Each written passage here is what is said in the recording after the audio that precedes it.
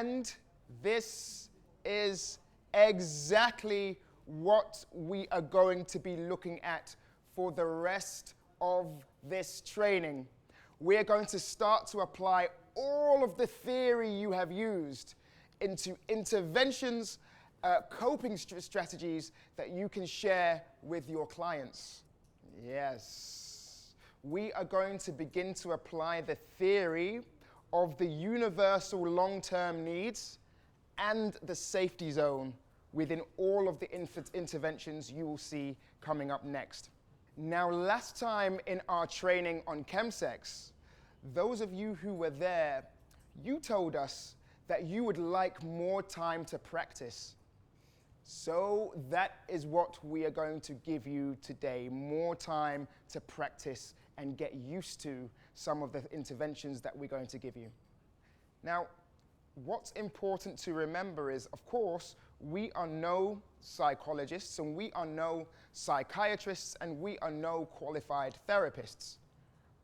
But what we can do is we can advise some low threshold, easy tips and advice to encourage our clients to care for their mental well-being. And these interventions aren't just exclusive to us as CBO outreach workers. No.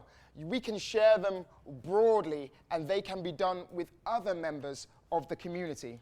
So these are not medical interventions and they're not a replacement for treatment or psychologists.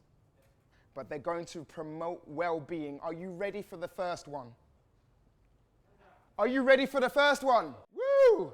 Okay, the first is this. Communicate long-term needs to clients.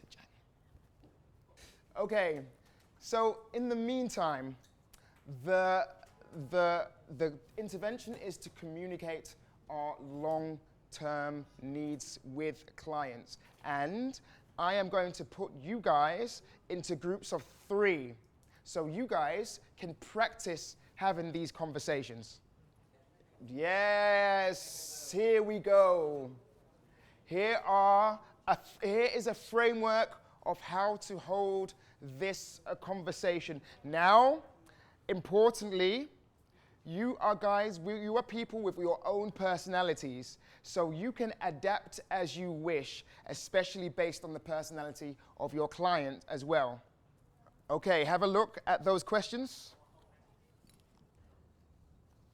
Okay, so first, you're going to ask them how they feel.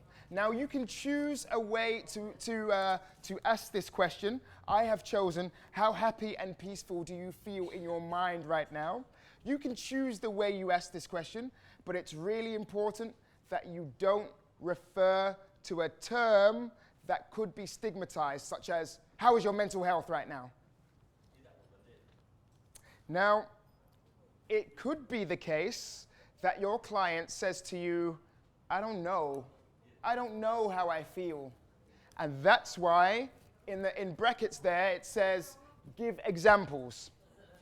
So you might choose to give an example such as, well, you told me at the beginning of this conversation that you used twice yesterday, and sometimes people can feel quite tired and not be able to sleep so well when that happens. Is that the case with you or not? Okay, and then the next question is to dig a little bit deeper into that feeling. So what do you think is causing this feeling? Number 3, this is where we start to apply the theory that we used before. Number 3 is about thanking them for sharing and telling them that it's completely normal. This is where you start to use your ideas about your safety zone. And then we start to talk, if appropriate, about the needs, because you will have identified what type of need they might be missing. So if someone's told you, I just feel so lonely, I'm so lonely, I've got nobody. So if someone says to you, if your client says to you, oh man, I just feel so lonely, I've got nobody, then you might say to them, oh, okay, well, we all have needs, and love and connection is one of those needs. Do you recognize this? And then your fifth point is to work with the client, hold a conversation, not a lecture, about how they might improve this or give advice about how they might improve that based on their situation.